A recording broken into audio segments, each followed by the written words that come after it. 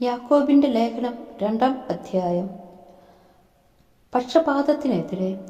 എൻ്റെ സഹോദരരെ, മഹത്വപൂർണനും നമ്മുടെ കർത്താവുമായ യേശു ക്രിസ്തുവിൽ വിശ്വസിക്കുന്ന നിങ്ങൾ പക്ഷപാതം കാണിക്കരുത്.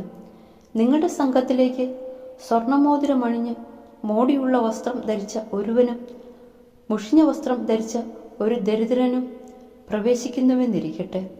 നിങ്ങൾ മോടിയായി വസ്ത്രം ധരിച്ചവനെ നോക്കി ഇവിടെ സുഖമായി ഇരിക്കുക എന്ന് പറയുന്നു. പാവപ്പെട്ടവനോട് അവിടെ നിൽക്കുക എന്നോ എൻ്റെ പാദപീഠത്തിനടുത്ത് ഇരിക്കുക എന്നോ പറയുന്നു. അപ്പോൾ നിങ്ങൾ നിങ്ങളിൽ തന്നെ വിവേചനം കാണിക്കുകയും ദുഷ്ടവിചാരങ്ങൾ പുലർത്തുന്ന വിധികർത്താക്കളാവുകയും അല്ല ചെയ്യുന്നത്. എൻ്റെ പ്രിയ സഹോദരരെ, ശ്രമിക്കുവിൻ. തന്നെ സ്നേഹിക്കുന്നവർക്ക് വാഗ്ദാനം ചെയ്ത രാജ്യത്തിലെ അവകാശികളും വിശ്വാസത്തിൽ സമ്പന്നരുമായി ദൈവം തെരഞ്ഞെടുത്തത് ലോകത്തിലെ പാവപ്പെട്ടവരെയല്ലേ? എന്നാൽ നിങ്ങൾ പാവപ്പെട്ടവരെ അവമാനിച്ചിരിക്കുന്നു. നിങ്ങളെ പീഡിപ്പിക്കുന്നത് സമ്പന്നരല്ലേ? നിങ്ങളെ ന്യായാസനങ്ങളുടെ മുമ്പിലേക്ക് വലിച്ചിഴച്ചു കൊണ്ടുപോകുന്നതും അവരല്ലേ?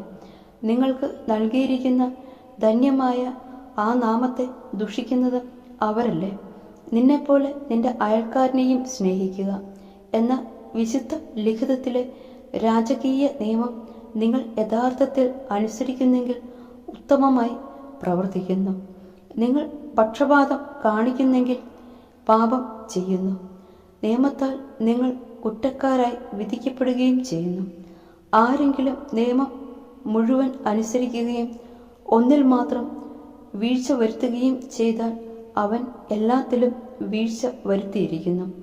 എന്തെന്നാൽ വ്യഭിചാരം ചെയ്യരുത് എന്ന് കൽപ്പിച്ചവൻ തന്നെ കൊല്ലരുത് എന്ന് കൽപ്പിച്ചിട്ടില്ലേ? നീ വ്യഭിചാരം ചെയ്യുന്നില്ലെങ്കിലും കൊല്ലുന്നെങ്കിൽ നീ നിയമം ലംഘിക്കുന്നു. സ്വാതന്ത്ര്യത്തിൻ്റെ നിയമമനുസരിച്ച് വിധിക്കപ്പെടാനുള്ളവരെ പോലെ നിങ്ങൾ സംസാരിക്കുകയും പ്രവർത്തിക്കുകയും ചെയ്യുവേൻ. കാരുണ്യം കാണിക്കാത്തവൻ്റെ മേൽ കാരുണ്യരഹിതമായ വിധിയുണ്ടാകും. എങ്കിലും കാരുണ്യം വിധിയുടെ മേൽ വിജയം വരിക്കുന്നു. വിശ്വാസവും പ്രവൃത്തിയും.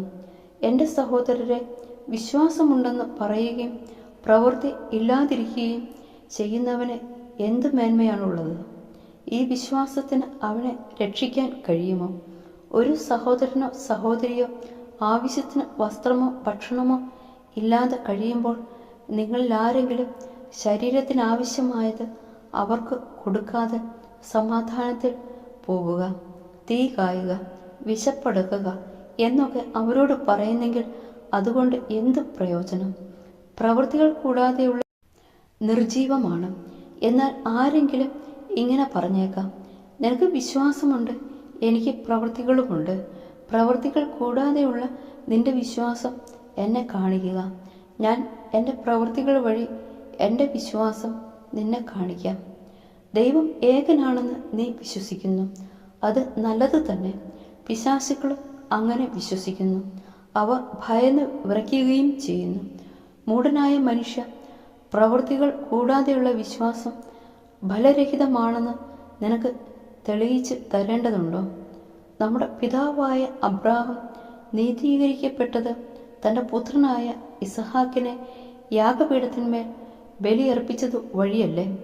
അവൻ്റെ വിശ്വാസം അവൻ്റെ പ്രവൃത്തികളെ സഹായിച്ചുവെന്നും വിശ്വാസം പ്രവൃത്തികളാൽ പൂർണ്ണമാക്കപ്പെട്ടുവെന്നും നിങ്ങൾ അറിയുന്നുവല്ലോ.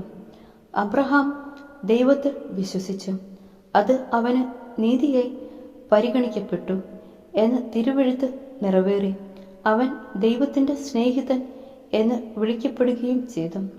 മനുഷ്യൻ വിശ്വാസം കൊണ്ട് മാത്രമല്ല പ്രവൃത്തികളാലുമാണ് നീതീകരിക്കപ്പെടുന്നതെന്ന് നിങ്ങൾ അറിയുന്നു. റാഹാബ് എന്ന വേശ്യ ദൗത്യവാഹകരെ സ്വീകരിക്കുകയും അവരെ മറ്റൊരു വഴിക്ക് പറഞ്ഞയക്കുകയും ചെയ്ത പ്രവൃത്തികൾ മൂലമല്ല നീതീകരിക്കപ്പെട്ടത്. ആത്മാവില്ലാത്ത ശരീരം മൃതമായിരിക്കുന്നത് പോലെ പ്രവൃത്തി കൂടാതെയുള്ള വിശ്വാസവും മൃതമാണ്.